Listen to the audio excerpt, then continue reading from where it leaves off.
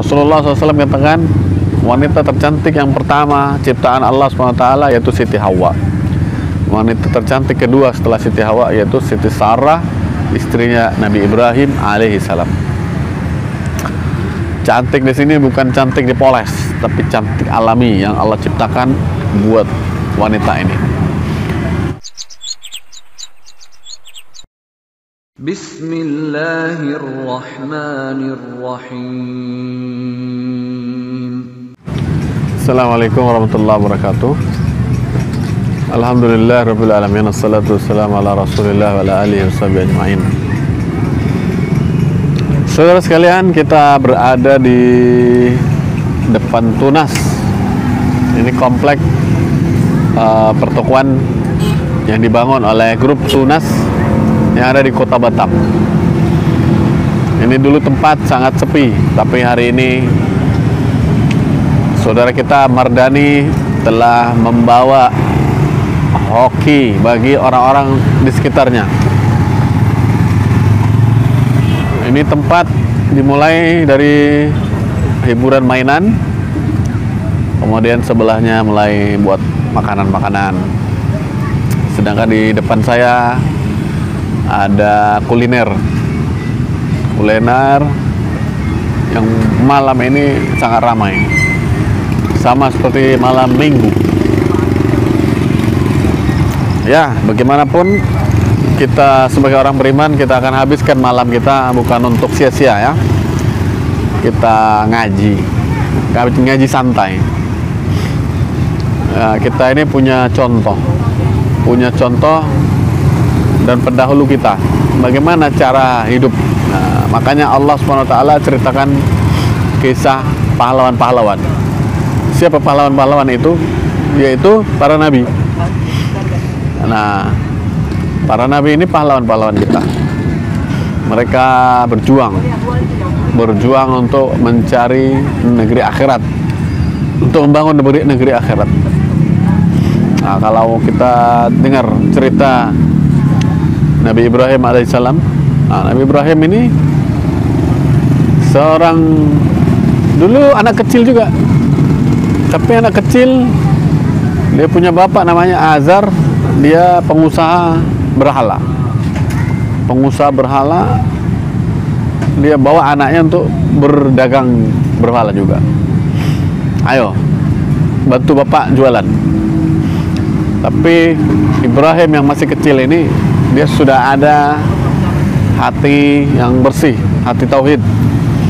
Maka setiap jualan dia mengatakan begini, ayo patung-patung, siapa mau beli? Ini patung nggak bisa bicara, patung ini nggak bisa bergerak, nggak bisa berjalan. Kalau dilempar ke dalam sungai, dia tidak bisa menolong diri sendiri dari tenggelam. Kalau dipukul, dia tidak bisa melawan. Ini patung tidak ada manfaatnya. Ayo, siapa yang mau beli patung? Akhirnya apa yang dilakukan oleh Ibrahim kecil diketahui oleh bapaknya. Lalu bapaknya mengatakan, bagaimana bisa laku? Kau jualan macam itu, kau celah jualanmu sendiri. Pedagang macam apa kamu? Besok lagi kau saya ikut jualan. Nah, maka Nabi Ibrahim dipecat dari jadi asisten bapaknya karena dia tidak mendatangkan keuntungan. Dia tidak mau mendatangkan keuntungan karena asalnya keuntungan itu dari kemusyrikan. Nah, inilah Nabi Ibrahim kecil tidak mau mengambil keuntungan yang asalnya dari hal-hal yang dilarang oleh Allah Subhanahu wa taala. Menginjak umur 16 tahun. Beliau sudah memberi peringatan kepada kaumnya untuk tidak menyembah berhala. Tapi mereka tidak pernah mengindahkan nasihat Nabi Ibrahim. Sehingga suatu saat Nabi Ibrahim punya ide. Di tempat sembahyang orang-orang itu ada banyak patung yang besar sebagai rajanya, kemudian dikelilingi oleh patung-patung kecil. Nabi Ibrahim bawa palu besar, kemudian dihancurkan saat orang-orang ini ada acara festival di Tanah Lapang, mereka memenuhi Tanah Lapang itu sehingga tempat ibadah mereka kosong. Maka Nabi Ibrahim mulai menghancurkan satu persatu dari patung-patung itu. Nah, setelah patung-patung kecilnya habis, maka palu itu digantungkan di leher patung yang paling besar. Nah, kemudian dia tinggalkan. Rupanya ada orang yang melihat. Nah, setelah orang-orang ini selesai mengikuti acara festival, mereka terkejut melihat patung-patung ini hancur lebur. Mereka berteriak, siapa yang melakukan ini? Maka ada yang melihat kemudian melaporkan. Ini kalau nggak salah ini namanya Ibrahim. Tadi dia masuk sini, kemudian dia mulai menghancurkan patung-patung ini. Seret dia ke sini. Maka setelah dibawa ke hadapan manusia, ditanya, "Wahai Ibrahim, kaukah yang menghancurkan patung-patung ini?" Maka Nabi Ibrahim menjawab, "Kalau kalian mau tanya itu, yang pegang palu kan patung yang besar itu." Maka salah satu dari mereka mengatakan, kau ini aneh, bagaimana aku bisa bertanya kepada patung yang tidak bisa bicara, tidak bisa mendengar? Nah, kemudian Nabi Ibrahim mengatakan, itulah kalian dah katakan sendiri, ini patung tak bisa bicara, tak bisa mendengar, kenapa kalian sembah? Akhirnya singkat cerita, orang umum atau aturan raja tidak bisa dikalahkan. Sekarang mereka bersepakat memutuskan Ibrahim alaihissalam harus dibakar. Setiap warga harus berpihak kepada raja dengan wujud, yaitu membawa kayu bakar, dibawa ke Tanah Lapang sampai Tanah Lapang itu penuh dengan kayu bakar. Akhirnya api dinyalakan. Begitu besarnya api itu. Kita kalau masak dengan kayu, kita dekat-dekat sudah terasa betul panasnya. Itu api yang kecil untuk masak nasi, masakan sayur dan lain-lain. Bagaimana terasanya panas api yang sebesar Tanah Lapang itu. Tak seorang pun berani mendekat karena tingginya panas api tersebut. Lalu bagaimana cara melemparkan Nabi Ibrahim ke dalam api? Mereka gunakan manjanik. Manjanik ini ketepel yang digunakan untuk melemparkan batu-batu besar ketika berperang. Nah, sekarang yang dilemparkan adalah Nabi Ibrahim alaihissalam. Tangan dan kakinya diikat supaya dia tidak bisa berontak. Kemudian tiba dilemparkan ke dalam api, twik, ada di tengah-tengah. Saat itu Nabi Ibrahim alaihissalam dalam keadaan pasrah. Ditawarkan kepadanya oleh malaikat Jibril, "Wahai Ibrahim, aku akan menolongmu. Aku akan membawamu keluar dari api ini." Maka Nabi Ibrahim mengatakan, "Apakah engkau diperintah oleh Allah?" Kata Jibril, "Tidak. Ini ideku sendiri untuk menolongmu. Kalau darimu saya tidak mau, tapi kalau dari Allah saya terima." Maka dia mengatakan, "Hasbiyallah wa ni'mal wakil, ni'mal maula wa ni'man nasir." Cukup Allah sebagai penolongku,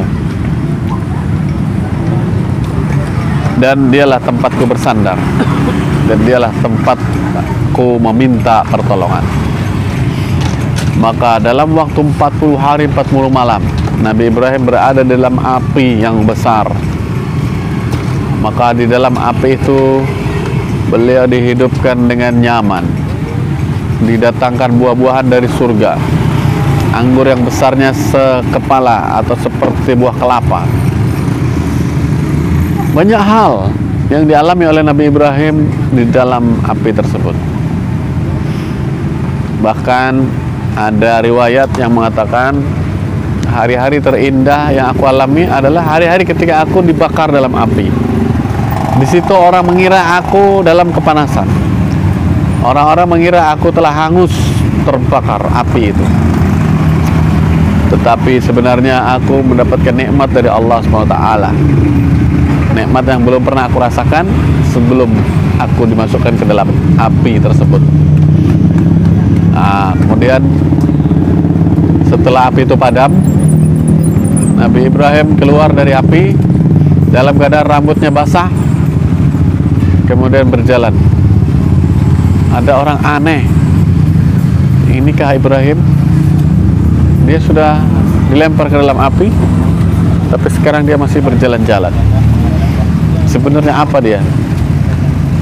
Maka Allah SWT menolong Nabi Ibrahim tidak dengan menghilangkan apinya, tetap ia harus dilemparkan ke dalam api. Begitulah, innallaha ala kulli syai'in qadir. Allah SWT Maha Kuasa atas segala sesuatu. Kemudian tidak seorang pun beriman dari mukjizat yang dialami oleh Nabi Ibrahim kecuali satu orang saja. Siapa dia? Yaitu Lut. Lut yang kita kenal sebagai Nabi Lut. Dia adalah saudara sepupu dari Nabi Ibrahim atau keponakan dari Nabi Ibrahim alaihissalam. Maka kemudian Nabi Ibrahim meninggalkan tempat kampung halamannya bersama Nabi Lut yang masih muda. Tapi sebelum meninggalkan tempat itu, Nabi Ibrahim mendatangi pamannya untuk melamar anak putrinya. Akhirnya dinikahkan Nabi Ibrahim dengan Siti Sarah. Siti Sarah adalah saudara sepupu dari Nabi Ibrahim, anak paman dari Nabi Ibrahim alaihissalam. Rasulullah SAW katakan, wanita tercantik yang pertama ciptaan Allah SWT yaitu Siti Hawa. Wanita tercantik kedua setelah Siti Hawa yaitu Siti Sarah, istrinya Nabi Ibrahim alaihissalam. Cantik di sini bukan cantik dipoles, tapi cantik alami yang Allah ciptakan buat wanita ini. Kemudian Nabi Ibrahim membawa Nabi Lut untuk berhijrah, untuk berdakwah. Nah, dibawa ke Nabi Ibrahim pindah ke Palestina. Kemudian Nabi Lut ditempatkan di satu tempat namanya Sodom. Sodom itu di dekat Palestina sana. Nah, kemudian bertahun-tahun, tapi sebelum sampai di Palestina, Nabi Ibrahim alaihissalam berangkat ke satu negeri di mana rajanya terkenal suka merebut istri orang. Kalau raja ini, pengawal-pengawalnya, prajurit-prajuritnya melihat wanita cantik, walaupun dia istri orang, dilaporkan kepada raja. Maka dibawa kepada raja, raja itu akan merampas wanita itu. Maka Nabi Ibrahim alaihissalam sudah diberitahu tentang ini. Maka ketika ditanya, Nabi Ibrahim akan menjawab, ini adik saya, ini saudari saya. Maka dikatakan, inilah satu kali Nabi Ibrahim berbohong kepada raja ketika dia ditanya, ini siapa? Maka beliau menjawab, ini saudari saya. Kemudian raja mengambil Nabi Ibrahim dan istrinya, dipisahkan. Sedangkan Siti Sarah didekati oleh raja, hendak menjamah daripada Siti Sarah ini. Ketika hendak mendekat, Siti Sarah berdoa, ya Allah, lumpuhkan dia. Maka tangan raja ini menjadi lumpuh, tak bisa bergerak, sakit.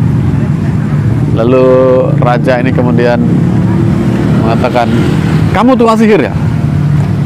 Kamu tukang sihir, bebaskan aku dari sihirmu. Kalau tidak, aku panggil pengawal untuk membunuh kamu. Ya, aku bebaskan dengan syarat kau tidak mengganggu aku, jangan mendekati aku. Baiklah. Akhirnya Siti Sarah berdoa, ya Allah, bebaskan dia. Maka terbebas dia. Tapi janji seorang penipu Setelah dia mampu menggerakkan tangan dan kakinya, ia mulai berusaha mendekati Siti Sarah untuk menjamahnya. Belum sampai melangkah dekat dengan Siti Sarah berdoa, "Ya Allah, lumpuhkan kakinya." Kemudian kakinya tidak mampu melangkah, dia merasakan sakit. Akhirnya dia mengatakan, "Memang kamu ini wanita tukang sihir, bebaskan aku. Kalau tidak, aku panggil pengawalku untuk membunuh." Akhirnya dibebaskan. Sudah berjanji tidak akan mengganggu lagi. Kemudian raja memanggil para pengawalnya, dan raja mengatakan, "Kalian bawa ke sini wanita iblis. Dia bukan wanita manusia, dia iblis. Membawaku dalam kecelakaan saja." Maka diserahkan kepada Nabi Ibrahim. Siti Sarah lalu diberikan hadiah seorang budak. Budak ini namanya Hajar. Nabi Ibrahim alaihissalam kemudian tinggal di Palestina bersama istrinya, bersama Hajar sebagai pembantunya. Bertahun-tahun tidak pernah dikarunia anak, sampai dalam usia yang agak tua. Akhirnya Siti Sarah kasihan melihat Ibrahim yang tidak juga mendapatkan seorang anak untuk meneruskan usaha dakwah ini. Nah, lalu diberikan, "Ini Hajar, aku bebaskan dia. Sekarang dia jadi orang merdeka, kau nikahi dia." Nah, kemudian Nabi Ibrahim menikahi Hajar. Tak lama kemudian Hajar mengandung dan melahirkan bayi Ismail. Siti Sarah sebagai wanita, dialah istri yang pertama. Hajar adalah mantan budak dia. Begitu dinikahi oleh suaminya, malah dia yang mengandung dan melahirkan anak. Sedangkan dia tidak diberikan anak oleh Allah SWT. Maka dia cemburu. Maka karena sifat cemburunya ini, Nabi Ibrahim menjaga jangan sampai menunjukkan bahwa ketika berkunjung kepada Siti Hajar, Siti Sarah jangan sampai tahu. Nah, maka Siti Hajar ketika datang kepada Nabi Ibrahim, bekas dari jubahnya, jejak-jejaknya dihapus oleh Nabi Ibrahim, supaya Siti Sarah tidak melihat kedatangan Siti Hajar. Nah, kemudian tiba saatnya Nabi Ibrahim mendapatkan perintah untuk menempatkan Siti Hajar dan bayinya ke kota Makkah. Itu dilalui dengan berjalan kaki dari Palestina ke Makkah, yang mana nanti anak cucunya, yaitu cucu dari Nabi Ibrahim, Nabi Ismail, yaitu Nabi Muhammad SAW, diberangkatkan oleh Allah SWT kebalikannya dari Makkah ke Palestina, yaitu Al-Masjidil Aqsa dalam bentuk Isra dan Mi'raj. Dulu kakeknya, yaitu Ibrahim alaihissalam, berjalan kaki dari Palestina ke Makkah Al-Mukarramah. Pada saat itu namanya Bakkah. Tidak satupun ada tanda-tanda kehidupan. Maka di dalam Al-Quran disebut, "Ini ya Allah, aku tempatkan keluargaku di ardin ghairi dzi zar'in, di tempat yang tidak ada tanaman, tidak ada tumbuhan. Maka ya Allah, jadikanlah mereka keturunan yang mendirikan sholat." Maka kemudian Nabi Ibrahim bawa Siti Hajar bersama istrinya bersama anaknya sampai di kota Makkah. Kemudian Nabi Ibrahim memberi bekal sekantung kurma, sedikit air. Lalu Nabi Ibrahim pamit, "Saya mau pergi." Siti Hajar bingung, "Apakah engkau tinggalkan kami di sini? Di sini engkau tinggalkan kami?" Nabi Ibrahim tidak bisa menjawab, karena memang disitulah tempat yang Allah perintahkan dia tinggalkan. Kemudian Siti Hajar bertanya lagi, "Wahai Ibrahim, apakah kau tinggalkan kami di sini?" Dia tidak bisa menjawab. Akhirnya berubahlah pertanyaan daripada Hajar. Allahul ladzi amaraka, Allah amaraka bihadza. Apakah Allah yang menyuruhmu meninggalkan kami di sini? Baru kemudian Nabi Ibrahim mengangguk. Bagaimana perasaan seorang bapak, anaknya yang masih bayi bersama ibunya, dia harus tinggalkan di situ, di tempat dia lihat sekitarnya tidak ada tumbuhan sama sekali. Maka Nabi Ibrahim tidak mampu berkata-kata untuk mengatakan iya atau tidak. Beliau hanya mengangguk saja, menangis sebagai seorang bapak. Tapi ini perintah Allah. Berkorban Nabi Ibrahim, berkorban perasaan. Inilah cobaan yang Allah berikan. Tapi Allah SWT memberikan cobaan dan memberikan jaminan. Siapa yang sabar dengan cobaan dari Allah SWT, Allah akan ganti apa yang dia korbankan dengan sesuatu yang lebih baik dari sisi Allah SWT. Maka akhirnya Nabi Ibrahim berangkat. Sementara di Palestina, Nabi Lut sudah mengalami masa berat dalam dakwah. Maka datanglah para malaikat. Para malaikat ini berjalan mampir ke rumah Nabi Ibrahim alaihissalam. Nabi Ibrahim ini bapaknya para tamu. Beliau kalau mau makan siang, beliau akan cari tamu. Nah, maka beliau ini disebut bapaknya para tamu.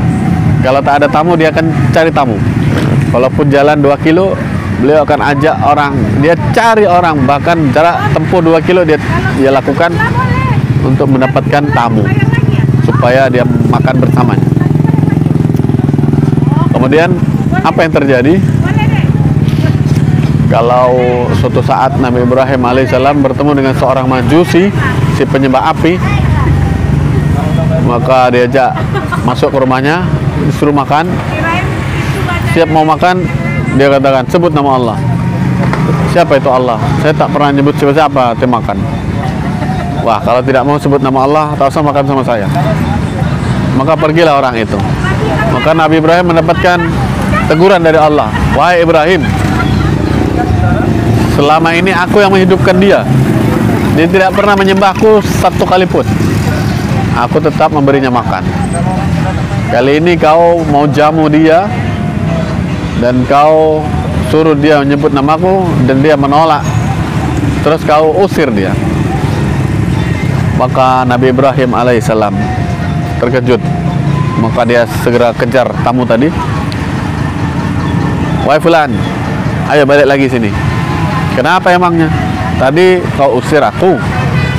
Kau ingin aku makan bersamamu, kemudian kau usir. Ya, sekarang aku panggil lagi. Karena aku ditegur oleh Allah Subhanahu wa taala.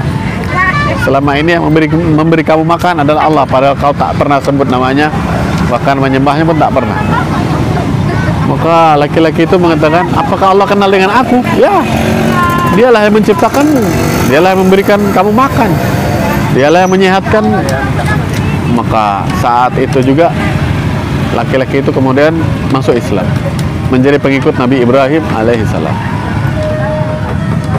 Maka ketika para malaikat hendak menurunkan siksaan kepada kaum Lut di kota Sodom, mereka mampir dulu ke rumah Nabi Ibrahim alaihissalam.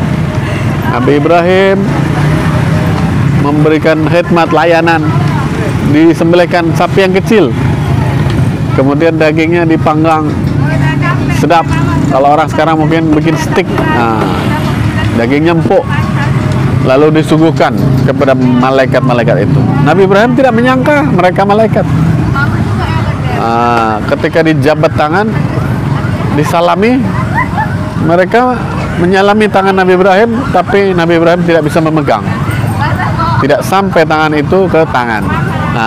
Baru ketahuan, ternyata kalian ini para malaikat. Maka malaikat tidak makan, maka daging sapi tadi tidak dimakan oleh para malaikat. Tapi kemudian para malaikat ini menyampaikan, kami memberi kabar gembira kepada kalian. Kalian akan diberikan seorang putra oleh Allah Subhanahu wa taala. Maka Nabi Ibrahim mengatakan, bagaimana bisa kami punya anak? sudah puluhan tahun kami menikah.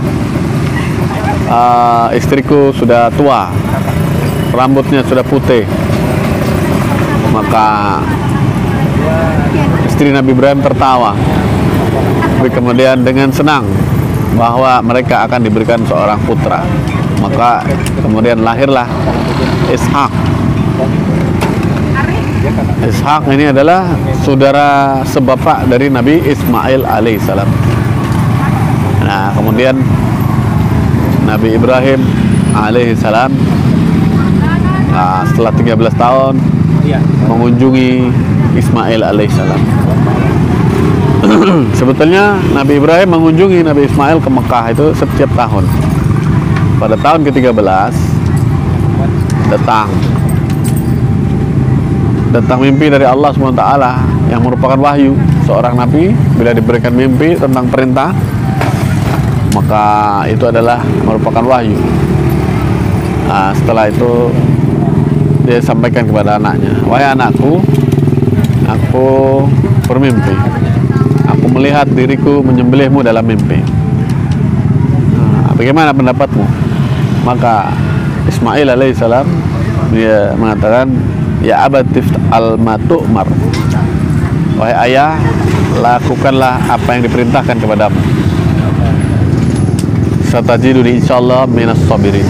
Kau akan mendapatiku termasuk di antara orang-orang yang sabar dalam menerima cobaan dari Allah Subhanahu wa taala. Setelah dicoba disembelih, Allah SWT melindungi karena ini bukan kehendak Allah untuk membunuh Nabi Ismail dengan disembelih. Inilah jemaah sekalian yang dirahmati Allah SWT. Seorang ibu yang mau berkorban untuk agama, maka Allah mengaruniai anak yang mau berkorban untuk agama. Datang perintah Allah Subhanahu wa taala yang meminta dirinya mengorbankan nyawanya. Bukan masalah besar. Yang penting perintah dari Allah Subhanahu wa taala untuk disembelihnya itu. Saudara-saudara sekalian yang dirahmati Allah Subhanahu wa taala, pengorbanan seorang ibu akan mempengaruhi kualitas dari anak. Maka seorang ibu yang tidak mau berkorban untuk agama, maka dalam Quran dicontohkan yaitu istrinya Nabi Nuh dan Nabi Lut. Kana tahta abadaini min ibadina. Mereka berdua diasuh oleh dua orang nabi solihain. Abadaini min ibadina solihain. Fakhanatahuma, tapi mereka berkhianat. Berkhianat bukan berarti berselingkuh seperti zaman sekarang. Berkhianat tidak mengikuti jalan hidup daripada suami-suami mereka. Wakil adkhulan nar ma'ad dakhilin. Dikatakan kepada mereka berdua, masuklah kalian ke dalam neraka bersama penghuni-penghuni lain. Kemudian singkat cerita, kemudian Nabi Ibrahim alaihissalam meminta kepada Allah. Di masa tuanya Nabi Ibrahim meminta kepada Allah, Rabbi arini kaifa tuhyil mauta. Wahai Rabbku, tunjukkanlah kepadaku bagaimana engkau menghidupkan, cara engkau menghidupkan orang mati. Maka Allah SWT bertanya, awalam tu'min, tidakkah kau mengimani bahwa aku menghidupkan orang mati? Qala bala.